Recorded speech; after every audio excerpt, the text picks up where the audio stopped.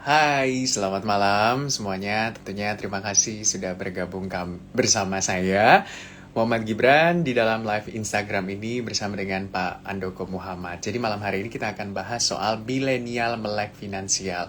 Nampaknya Pak Andoko udah datang dan juga udah bergabung. Kita langsung saja mulai tentunya untuk membahas soal milenial melek finansial. Saya mau undang dulu tentunya Pak Andoko di malam hari ini biar tentunya kita lebih seru lagi buat membahas soal milenial melek finansial. Jadi kita tahu ya bahwa untuk finansial itu semua orang gitu ya harus melek gitu atau harus mengetahui soal bagaimana sih sebenarnya buat bisa mengatur keuangannya. Saya udah request untuk bergabung dengan Pak Andoko. Terima kasih. Halo Mbak Puput.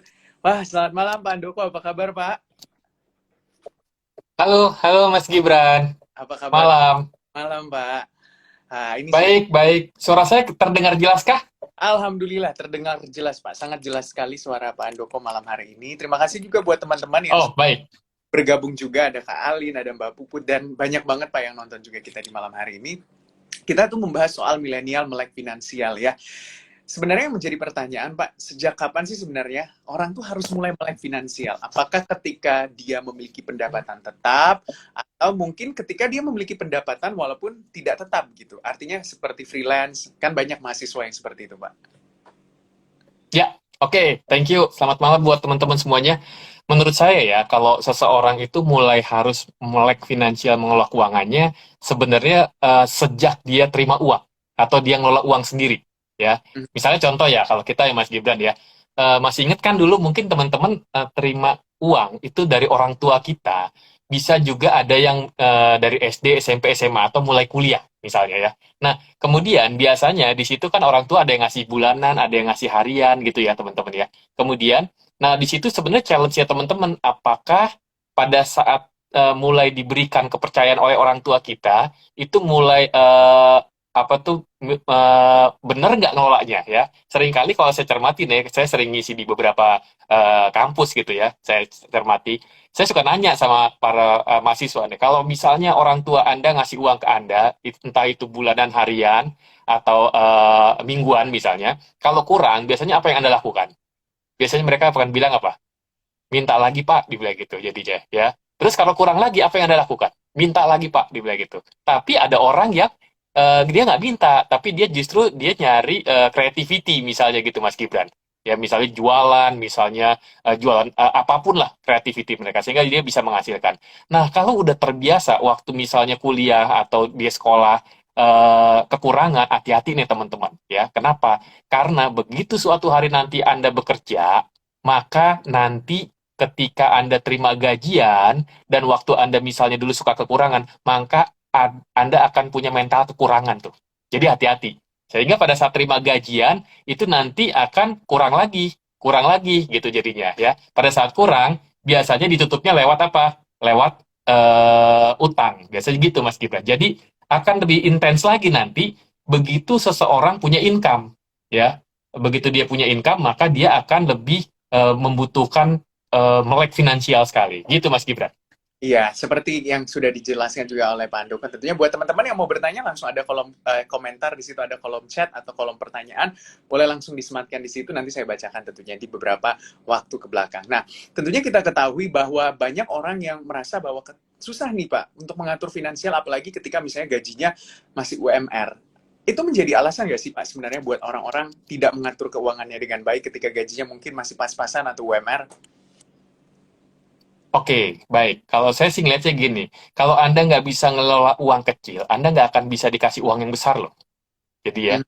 oleh sebab itu, buat teman-teman yang misalnya baru terima saat ini UMR, maka benar-benar dikelola tuh uang walaupun hanya UMR gitu ya. Ada orang yang UMR, dia bisa nabung, bisa investasi. Ada yang UMR, justru dia kehabisan terus uangnya gitu ya. Contoh ya. Saya pernah nih dulu di satu hari diundang oleh sebuah bengkel nih Mas Gibran ya. Hmm. Bengkelnya cukup terkenal nih ya, karena dia punya 12 cabang ya. Kemudian eh, waktu itu yang diundang kebanyakan itu para montir. Ya, Hmm. montir itu kan gajinya mungkin UMP ya, mungkin 2 sampai 3 juta ya pada saat itu, ya. Kemudian saya tanya nih, pos terbesar Anda apa nih? Biasanya kalau montir pada saat istirahat ngapain tuh Mas Gibran? Biasanya Kalau pada saat istirahat. makan atau minum itu biasanya. Betul ya. Makan, minum, atau dia ngerokok. Ngopi, ngerokok atau ngopi gitu kan jadinya. Nah, waktu saya tanya, gaji mereka 2 juta, 3 juta. Ngopi sama ngerokoknya itu bisa habis berapa? Dia bilang, wah kurang lebih 500 ribu. 500 ribu kalau dibanding 3 juta, dibanding 2 juta gaji mereka, sudah 25%. Kalau Hmm. misalnya gajinya 3 juta, 500 ribu, ya 500 ribu dibagi 3 juta aja tuh seperenamnya kurang lebih ya jadinya ya. Nah, oleh sebab itu, para teman-teman yang UMR, saran saya nih ya, kalau mau bagi-bagi posnya gitu ya jadinya, coba tetapkan minimal 10% minimal buat investasi Anda, investasi tabungan. Dan lakukan itu secara reguler, teman-teman. Auto debit. Karena Hmm. kalau nabungnya kalau nanti ada sisa, itu biasanya suka susah ya. Terus yang berikutnya lagi, gunakan yang kan tadi 10% ya. 20% boleh ngutang nggak? Boleh. Tapi utangnya dimaksimalkan untuk utang produktif dulu 20%. Ya, misalnya teman-teman mau KPR misalnya ya. Biasanya dengan jumlah, sekarang kan gaji UMP mungkin sekarang 4 jutaan kali ya. Mungkin akan dapatnya lebih jauh misalnya ya. Kemudian yang berikutnya 15% gunakan untuk utang konsumtif ya. Kemudian yang berikutnya lagi 40% itu gunakan, tadi kan 10, 20 sama 15 itu udah berapa tuh ya? 30 sama 45 gitu ya, 45. Jadi yang kurang lebih 45 atau sorry, 35 sampai 40 itu buat konsumtif. Sisanya jangan lupa nih teman-teman yang punya UMP, ditambah knowledge-nya. Kenapa? Tambah knowledge-nya buat budget, buat untuk training, buat pribadi. Ngasah otak apa tuh dari atas, dari leher ke atas kalau orang-orang bilang investasi dari leher ke atas. Ya kenapa? Supaya teman-teman itu punya kompetensi baru, skill baru, sehingga suatu hari teman-teman itu nanti akan eh, apa tuh punya daya tawar yang lebih bagus. Hmm. Kecuali terutama misalnya ketika teman-teman akan pindah kerja misalnya. Kurang lebih gitu Mas Gibran. Jadi bisa dikatakan memang harus mulai membagi pos-posnya begitu ya Pak. Ini Pak ada beberapa yang nanya juga di Instagram, di DM gitu yang Silakan, katanya silakan. rangkum juga. Ini kan kalau kita ketahui ada dari Anita nih Pak, katanya kan di tengah pandemi itu kita tahu risiko keuangan itu sangat besar begitu ya untuk tentunya ya beberapa orang apalagi yang tidak memiliki pekerjaan atau mungkin di layoff dari pekerjaannya. Nah, Ya. gimana sih kita miliki krisis seperti ini? Ini pertanyaan kita. Sorry Mas, ulangi lagi sebentar Mas. Eh, Gimana? Gimana tentunya supaya mindset kita itu tetap baik menghadapi pandemi seperti ini, apalagi di tengah bayang-bayang ketidakpastian, apalagi bagi orang yang mungkin di layoff begitu atau tidak memiliki pekerjaan, Pak. Oke, jadi buat teman-teman yang misalnya di layoff itu ya, mau nggak mau, suka nggak suka, memang nggak gampang ya. Saya sih berharap buat teman-teman yang di layoff itu dapat dapat apa tuh, dapat pesangon ya. Karena saya cermati juga ada beberapa orang-orang yang walaupun di layoff itu dia nggak dapat pesangon ya. Sementara buat teman-teman yang misalnya di saat pandemi COVID ini ada yang dirumahkan, nah disitulah peranannya teman-teman sebenarnya dana darurat teman-teman. Pada saat teman-teman membangun atau memiliki ya, income, tadi kan saya bilang ya, sisihin dulu sebagian buat investasi tabungan ya, di mana tabungan itu paling tidak bisa 3 sampai 6 bulan dari apa tuh dari pengeluaran teman-teman, sehingga kalau misalnya terjadi amit-amit misalnya kayak sekarang ya, COVID-19 itu sudah berapa bulan Mas Gibran? Mungkin Kurang lebih 15 bulan kali ya, lebih ya, lebih ya nggak? lebih. Ya.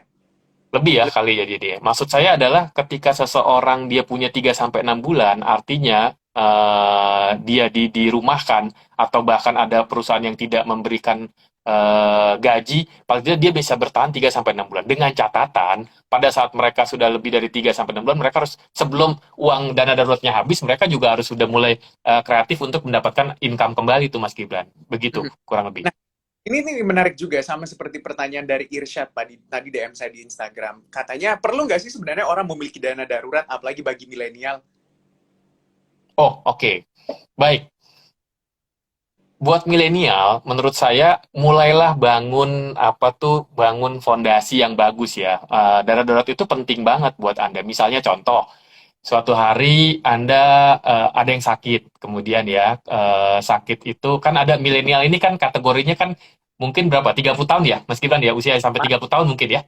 Ya, Benar-benar. 30 tahun. Misalnya milenial ini ada yang dia bekerja, kemudian dia bekerja, dia menjadi tanggungan keluarga misalnya, atau masih single ya.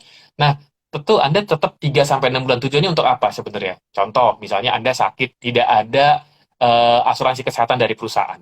Mau nggak mau Anda harus ngeluarin. Atau Anda dapat asuransi dari kesehatan dari perusahaan, tapi Anda hanya dibayar 80 atau 90 persennya. Maka kan Anda harus nanggung 10 atau 20 persennya kan? Mau nggak mau Anda harus ngambil uang lagi dari tabungan Anda ya. Atau misalnya yang sakit bukan Anda, tapi orang tua Anda atau keluarga Anda. Maka mau nggak mau tuh harus ngambil dari dana daruratnya, salah satu contoh ya. Atau misalnya juga ada kebutuhan-kebutuhan yang lain, misalnya laptop rusak misalnya tiba-tiba jadinya. Sehingga Anda harus mau nggak mau harus beli laptop atau memperbaiki laptopnya misalnya. Karena itu barang-barang yang produktif buat Anda. Mau nggak mau tuh harus Anda bangun ya. Saya punya contoh nih dulu ya. Eh, Mungkin nggak tahu ini kategori milenial karena waktu itu dia udah punya anak dua gitu ya soalnya waktu itu ya. Dia itu punya uang di tabungannya 40 juta Mas Gibran ya. Terus di tahun 2007 waktu itu pasar modal lagi naik teman-teman. Tahun 2007 lagi naik. Kemudian diambil 35 juta ditaruh di pasar modal. Di tahun 2008 kemudian ternyata orang tuanya meninggal dan harus dibawa keluar kota. Sementara pada saat di tahun 2008 pasar modal lagi turun minus 50%. Dan kalau dia harus ambil uangnya, ada T plus 3 hari kerja. Gitu. Dan dia meninggal di hari Sabtu Minggu misalnya ya. Sehingga apa yang dilakukan dia harus gesek kartu kredit, Mas. Otomatis dia kena bunga. Jadi membangun dana darurat itu buat saya sih penting. Mau Anda milenial ataupun bukan, menurut saya gitu. Jadi, Membangun dana darurat itu yang paling penting. Nah, ini nih yang banyak orang tuh agak salah mindsetnya, Pak. Jadi ujuk-ujuk ketika punya uang langsung berinvestasi, entah ke pasar modal atau mungkin ke reksadana. Nah, sebelum melakukan investasi, tentunya ada beberapa poin yang harus dilengkapi gitu, Pak. Bener nggak sih, Pak? Apa aja sih sebenarnya poin yang harus dilengkapi buat orang nih sebelum melangkah ke investasi yang benar-benar melakukan investasi yang bisa dikatakan, misalnya saat ini banyak yang hype gitu dengan saham atau reksadana, seperti apa, Pak? oke. Okay. Jadi, kenapa saya bilang Anda perlu dana darurat dulu? Jangan sampai kemudian pada saat Anda, kalau Anda misalnya contoh investasinya ditaruh di apa tuh dana daruratnya ditaruh di saham misalnya Mas ya. Tapi kejadian tuh kayak kasus subprime mortgage 2008, Asus 2020 kemarin kejadian itu Mas, apa tuh COVID-19. Betul. Sementara Anda butuh uangnya. Pada saat Anda butuh uangnya pas lagi minus 50%. Mhm. Akhirnya apa yang terjadi? Anda mau nggak mau harus mencairkan uang Anda kan? Ya nggak? Mhm. Tapi kalau Anda udah punya dana darurat, Anda tidak perlu mencairkan loss-nya. Padahal itu loss-nya itu kan masih masih unrealized atau tidak belum belum belum benar-benar terwujud ya, karena itu masih di atas kertas kecuali Anda benar-benar cairkan.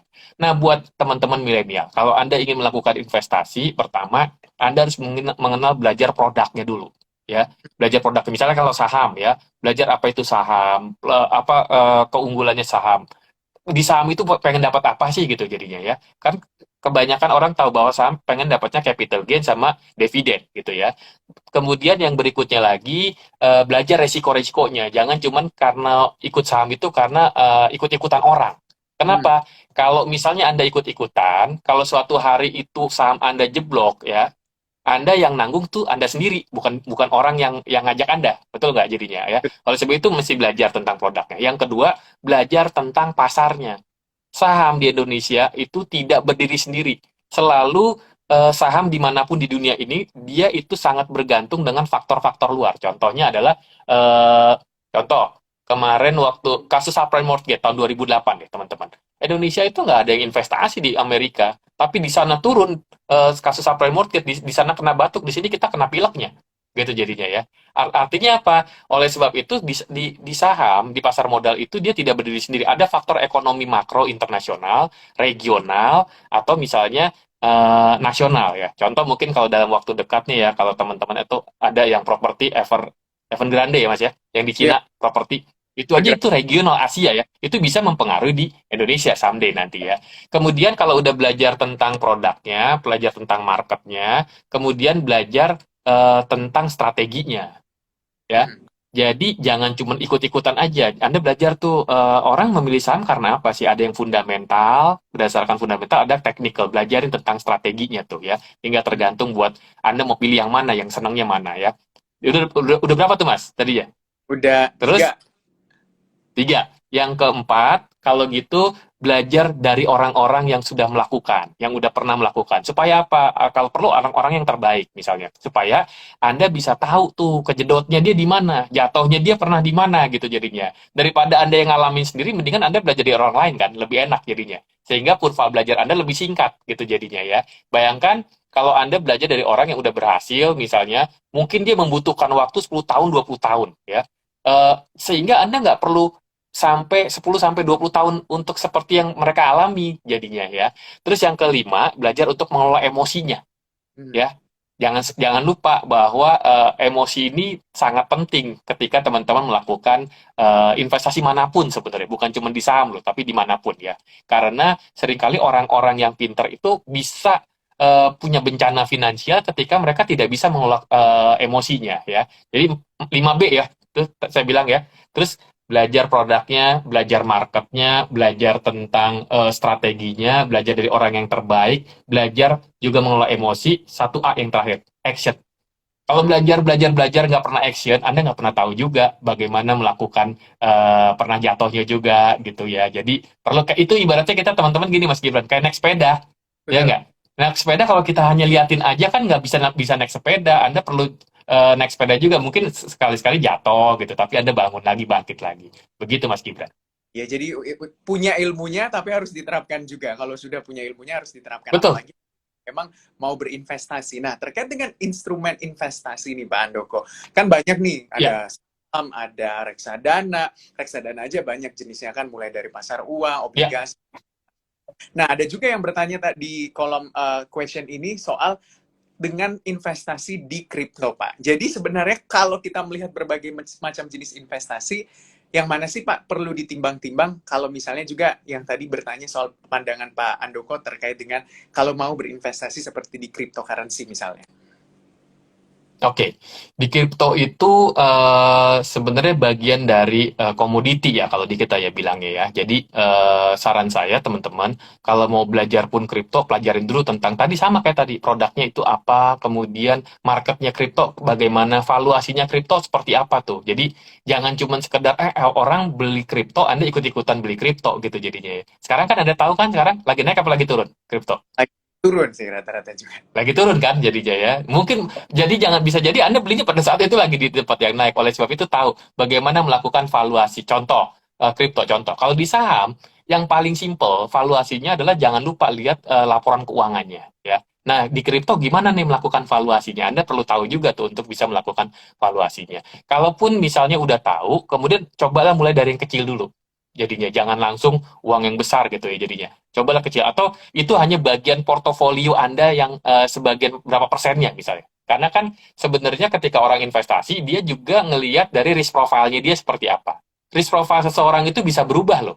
Ya, seiring dengan ketika teman-teman itu mau belajar. Contoh, dulu saya cuman risk profile-nya itu konservatif. Saya cuman taunya deposito. Begitu Hmm. saya belajar financial planning, saya tahu di situ ada reksadana, saya tahu di situ ada obligasi, saya tahu di situ ada saham. Saya mulai pelajarin dulu tuh produknya, saya belajarin dulu marketnya. Habis itu saya mulai pindahin beberapa aset allocation-nya, gitu jadinya ya. Sehingga saya bisa tahu, oh ternyata seperti ini, oh ternyata pengaruhnya di sini, gitu jadinya.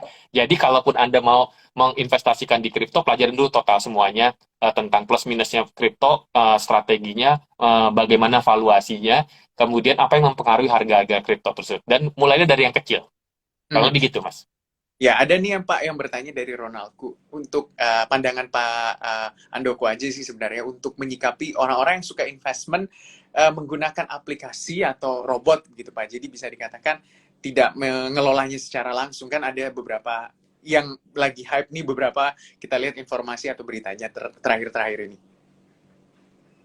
Oke, tadi ya saya lihat ya, kalau misalnya saya sih selalu percaya bahwa saya tetap butuh analisa ya untuk melakukan investasi ya. Beberapa memang ada yang menggunakan robot misalnya atau auto robot gitu ya. Coba Anda perhatiin dulu benar-benar apakah itu benar-benar bisa dilakukan, kemudian apakah ada sistem member get member misalnya ataukah ada hal-hal lainnya yang perlu diperhatikan. Jadi saran saya itu kan udah masuk kategorinya sebenarnya teman-teman adalah kategorinya udah yang derivatif tuh teman-teman sebenarnya ya. Jadi kalau mau investasi mulai dari yang misalnya Anda bisa mulai dari reksadana, Anda bisa tahu tuh bagaimana si produk tersebut itu melakukan valuasi. Kemudian Anda bisa tahu melihat setiap hari hariannya di expose kemudian diatur oleh regulator gitu ya jadinya Mas. Mhm. Oke, jadi benar-benar harus mempelajari produk investasinya dan sesuaikan dengan profil risiko kita masing-masing. Betul. Seperti Ya. apa misalnya memang profil risikonya lebih tinggi begitu, ya mungkin bisa masuk ke pasar saham juga. Tapi kalau risikonya sukanya yang rendah, mungkin bisa memilih reksadana, apalagi mungkin pendapatan tetap atau pasar uang. Nah, terkait dengan ya bisa dikatakan untuk mengelola keuangan lagi agar lebih baik. Ada yang bertanya Pak dari Indra, ini tadi DM juga di Instagram saya sudah catat. Sebenarnya untuk mengelola keuangan bagi keluarga muda atau pasangan muda itu seperti apa? Banyak kan yang berpendapat bahwa ketika sudah menikah gaji suami istri digabung untuk dikelola menjadi satu gitu. Ada juga yang mengatakan bahwa gaji suami ya suami, gaji istri juga bisa dikelola sendiri, tapi tergantung dengan bagaimana mengaturnya. Ada yang mengatakan gaji suami dipakai investasi, gaji istri biaya hidup, atau seperti apa Pak sebenarnya? Oke, kalau menurut saya begitu teman-teman udah berkeluarga, maka hal yang paling penting dulu ya, yang pertama samain dulu persepsinya tentang mengelola uang. Samain dulu persepsinya ya. Kenapa? Karena kan teman-teman itu bisa jadi berangkat dari dua keluarga yang berbeda nih. Misalnya contoh, yang satu keluarganya keluarga besar, yang satu keluarga kecil misalnya. Ketemu dalam sebuah pernikahan itu mungkin bisa berbeda tuh ininya apa cara mengelola uangnya. Atau yang satu misalnya dididiknya sama keluarganya itu, nah kalau kamu punya uang, jangan lupa saving atau invest buat masa depan gitu jadinya. Tapi kalau misalnya ternyata yang satu dididiknya begini nih sama keluarganya. Nah, kalau kamu punya uang, nikmatin aja hidup ini. Dia bilang gitu ya. Jadi yang satu bagian saving udah di keluarganya, sementara yang satu misalnya udah gue nikmatin aja hidup ini, gue pengen pengen menikmati hidup ini ya berarti dia lebih banyak keluarin uang kan jadi salah satu contoh. Nah, oleh sebab itu penting buat teman-teman untuk samain dulu persepsinya antara pasangan ya supaya ketika teman-teman menyamakan persepsi itu lebih mudah nanti atau menghindari terjadinya percekcokan perselisihan. Seringkali keributan itu banyak terjadi karena belum samanya persepsi. Nah, kalau udah persepsinya lebih gampang, lebih sama, baru mulai nih kita kompromi. Komprominya adalah ini siapa nih yang bayar untuk tagihan ini, listrik, telepon, pendidikan anak, misalnya sewa rumah, kontrakan misalnya, kemudian cicilan KPR dan yang lainnya. Nah, nanti tinggal itu hasil dari diskusi antara pasangan aja. Kalau oleh sebab itu jangan lupa bangun komunikasi, jangan lupa. Oleh sebab itu komunikasi penting buat sama-sama pasangan ya. Sehingga dengan komunikasi itu jadi lebih gampang. Komunikasi bisa dijalin ketika mereka udah punya samain persepsinya. Kurang lebih gitu, Mas. Jadi kalau ngomongin ini siapa ini udah ngomongin teknisnya, tapi sebelum mau ngomongin teknis maka samain dulu visinya, samain dulu persepsinya, samain dulu cara bagaimana ngelola uangnya. Begitu, Mas. Berarti ada perbedaan ya Pak yang cukup signifikan ketika mengelola keuangan, baik yang sudah menikah ataupun yang belum menikah Pak. Ya, pasti ada perbedaan, Mas. Contoh gini, kalau buat yang belum menikah, otomatis kendalinya tuh ada di dalam diri Anda sendiri. Ya nggak? Kalau yang masih pada single ya, uang begitu Anda income, itu kan kendalinya ada di Anda sendiri. Karena kendalinya ada di Anda, keputusannya bisa sangat cepat sekali. Contoh, Anda mau liburan misalnya, ya. Anda bisa bebas tentuin, ya nggak? Tapi begitu udah keluarga, kendalinya tuh kan sama-sama, gitu kan? Jadinya, oleh sebab itu, pada saat buat keputusan, pasti harus ada pertimbangan-pertimbangan antara suami sama istri. Hmm. Ya, misal contoh sama-sama liburan nih, tapi mungkin yang satu mikirinnya, waduh tunggu dulu nih, tiketnya berapa harganya nih, kita udah berdua atau bertiga atau berempat, misalnya kalau udah punya dua anak gitu ya. Kemudian kita harus pakai apa nih, kalau yang ini mungkin bisa backpacker nih, ya nggak, tapi yang satu lagi kita harus sewa mobil nih, jangan-jangan sendiri, nggak bisa ikutan barengan gitu jadinya. Dengan kata lain, begitu yang masih single, otomatis sebenarnya Anda punya kendali terhadap apa tuh uang Anda, tapi hati-hatinya karena Anda punya kendali bisa kebablasan gitu teman-teman. Oleh sebab itu diatur tuh tadi saya bilang dengan pakai pos-pos tadi teman-teman. Misalnya 10% untuk yang saving investment, 35% itu buat utang, bayar cicilan, sisanya buat konsumtif ya. Ya, begitu juga sebenarnya dengan keluarga. Tinggal masalah nanti tinggal proporsional aja sih Mas sebenarnya ya. Di mana nanti biasanya belanja rumah tangga akan jadi lebih besar. Jadi dengan kata lain sih ada perbedaan yang ya cukup signifikan lah. Tinggal bagaimana teman-teman nanti menjalaninya gitu, Mas. Ya, ada pertanyaan dari Surya Pak, bisa nggak sih orang sebelum umur 30 tahun memiliki rumah Jadi ini mungkin kasusnya single ya, terus bermimpi Oke. memiliki 30 tahun. Impossible nggak sih Pak? Bisa nggak sih sebenarnya?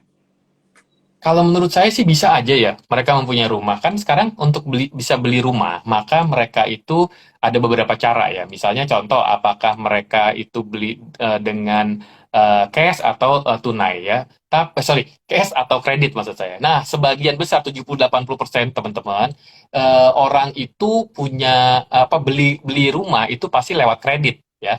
Nah, oleh sebab itu buat teman-teman harus kumpulin dulu tuh DP-nya. Kalau DP-nya udah sekarang kan DP rumah itu paling tidak tuh dari 10 sampai 20% lah kurang lebih. Bahkan ada beberapa bank yang memang mereka kasih keringanan ya jadinya. Oleh sebab itu untuk bisa bangun rumah maka Anda harus membangun DP-nya dulu. Kalau DP-nya udah dapat pasti Anda bisa dapetin rumahnya. Hmm.